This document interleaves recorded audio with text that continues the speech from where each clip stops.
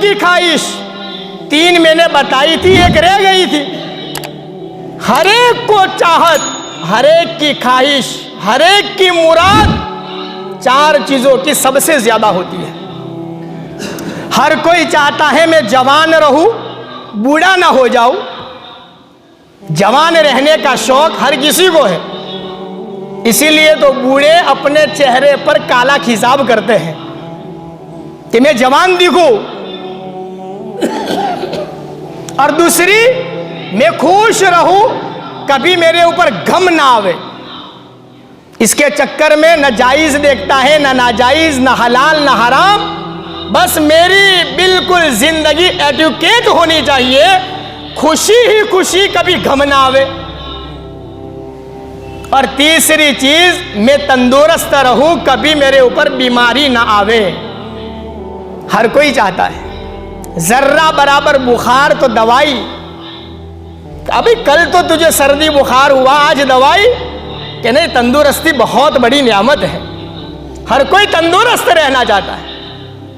और चौथी ख्वाहिश हजरत ने फरमाई, हर कोई चाहता है मैं जिंदा रहूं, मेरे ऊपर मौत ना आवे।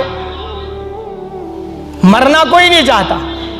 मजमे में से किसी से पूछो, 70 साल के बूढ़े आदमी के कंधे पे हाथ रख के पूछो, बूढ़े मियां मरना है?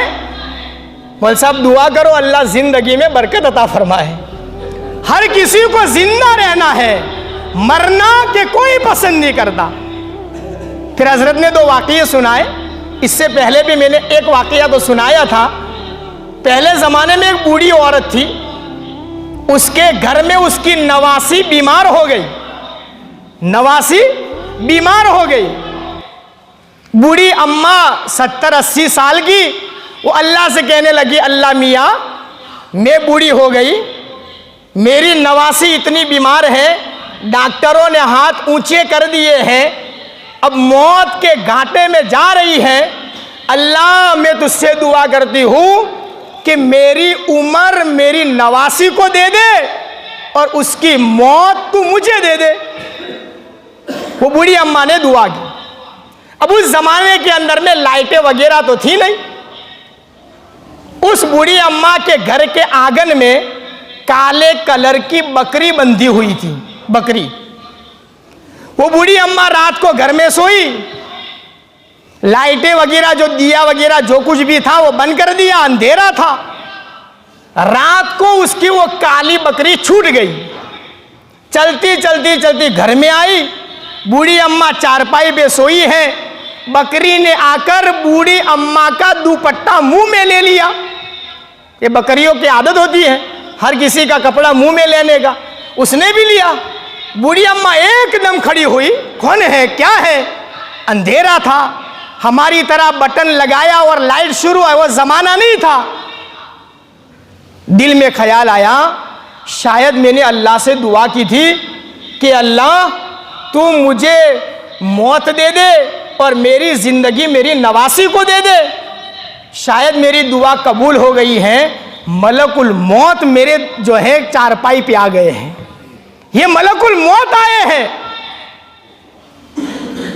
फिर उस बूढ़ी अम्मा ने आहिस्ता आहिस्ता कहा कि मलकुल मौत साहब, वो सुबह में मैंने जो दुआ की थी ना, वो तो मैं मजाक कर रही थी, मैं मजाक कर रही थी।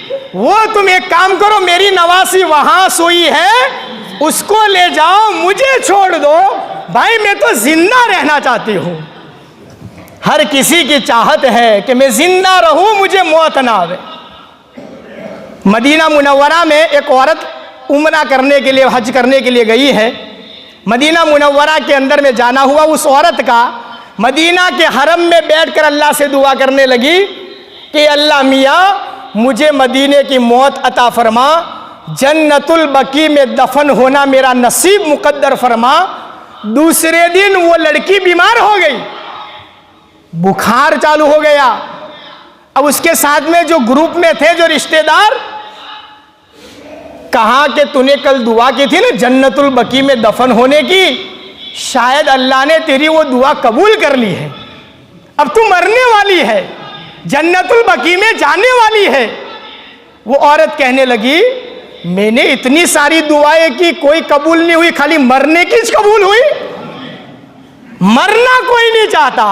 हजरत ने फरमाया कि भाई हर आदमी की चाहत में जिंदा रहूं, मेरे ऊपर कभी मौत ना आवे। इन ख्वाहिशात ने आदमियों को अजीब व गरीब तरीके से फंसाया, अल्लाह से दूर कर दिया, अल्लाह रब्बुल इज्जत को नाराज कर दिया। अपनी ख्वाहिशात को पूरी करने के चक्कर में न सुन्नत देखी, न शरीयत देखी, न हमने कुरान देखा, न अल्लाह का हुक्म देखा। मेरा मन कह रहा है ना, चाहे मुझे कुछ भी करना पड़े, आदमी आज के ज़माने में दुनिया में कर रहा है। और इसी को अल्लाह ने कुरान में फरमाया कि ए मेरे बंदो, दुनिया में मुझसे डरो, नफ्स की ख्वाहिशात को दबाओ, अल्लाह दुनिया भी आबाद करेगा, मरने के बाद अल्लाह हमेशा हमेश की जन्नत भी नसीब फरमाएगा।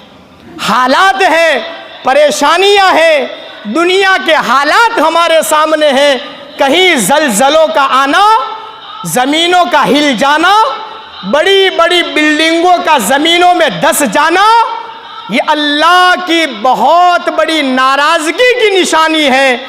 इसीलिए अल्लाह के नबी ने उस आलिम से फरमाया, अभी एक हफ्ते पहले आपने भी मोबाइलों में सुना देखा होगा कि क्या कि मेरी उम्मत को चाहिए कि ये दुआ सबसे ज़्यादा पढ़ने वाले बने। इम्तिहान आ रहा है, आजमाइश आ रही है, ये पढ़ने वाला कि अल्लाह पाक उसकी मग़फ़िरत फरमा देगा।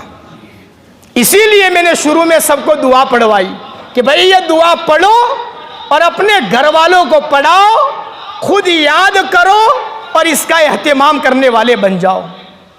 करोगे भाई? एक बार फिर से पढ़ लो, अल्लाहुम्मा गफिरली ज़म्बहु कुल्लह दिक्कहु व जिल्लहु अव्वलहु व आखिरहु व अलानियतहु व सिर्रहु। अल्लाह के महबूब ने यह दुआ बतलाई और उलमाए किराम से कहा, उम्मत को कहो कि उम्मत पे आजमाइश आ रही है, इस दुआ का एहतिमाम किया जाए। अल्लाह ताला हम सब को अमल करने की तौफीक